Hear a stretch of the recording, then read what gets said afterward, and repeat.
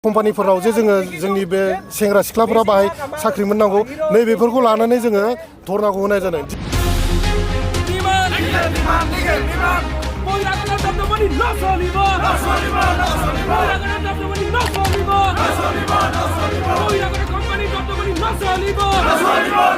जोङो ग्रेटार धालिगाव आनएमप्लयड एसोसिएशननि जानानै जों दिनै बे धरनाखौ जों लानाय जादों। जोंनि धरनाखौ लानायनि माखासे खारन दङ।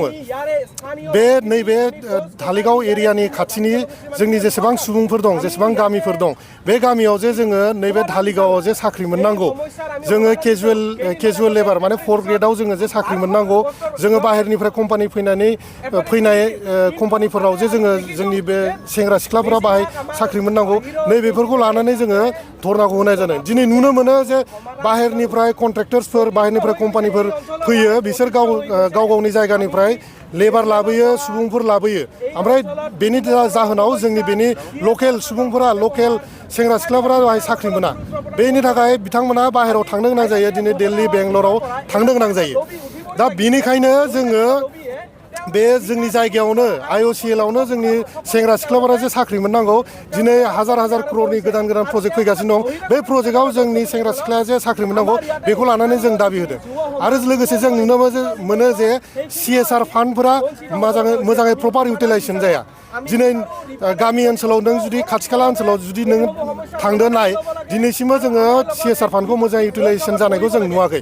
दा बेफोर फान्डफोरा मोजाङै इउटिलाइजेसन जानांगौ। जों दिनै नुनो मोनो जे CSR फान्डा मोनसे गभर्नमेन्ट अफ इन्डियानि रुल मथे जे जिखिनि प्राइभेट सेक्टर, पाब्लिक सेक्टर जिखिनि बिसोरनिया 5 क्ररनि उनाव गोजौआव जुदि टार्नअभार जायोबा बिथांमोना प्रफिटनि 2% बिथांमोना CSR फान्डआव बाहायनांगौ, रायजोनि डेभेलपमेन्टनि उन्नतिनि थाखाय। खिन्थु जोङो CSR फान्डखौ जोंनि जायगायाव बाहायालाबासिनो गुबुन जायगायावसो बाहायगासिनो दं।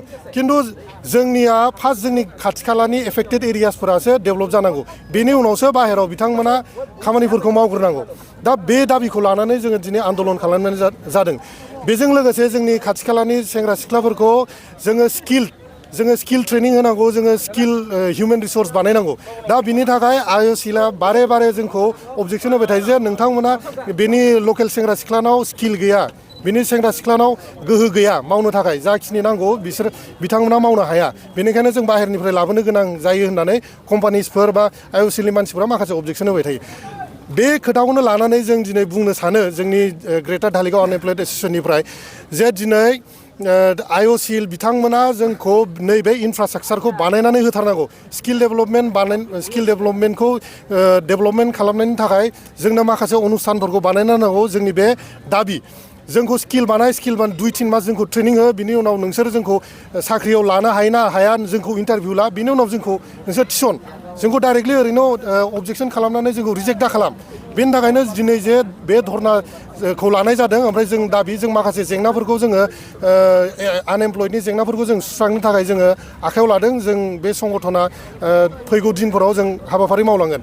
बेनि लोगोसे आरो आं माखासे दाबिखौ नोंथांमोनखौ बुंनो सानो जे मेडिकेल फेसिलिटिस, बेनिफ्राय जा पलिउसन जायो, दिनै नों थुनिया दैमाया जा पलिउसन जायो, ओमफ्राय नैबे एयार पलिउसन जिखिनि जायो, नंगौ 100% पलिउसनखौ बिथांमोना चेक खालामनो हाया, हमथानो हाया। खिन्थु बेनि थाखाय जा एफेक्टेड जायो, बेनि थाखायथ' मेडिकेलि जोङो अनेक मानसियानो बेमार आजार जायो।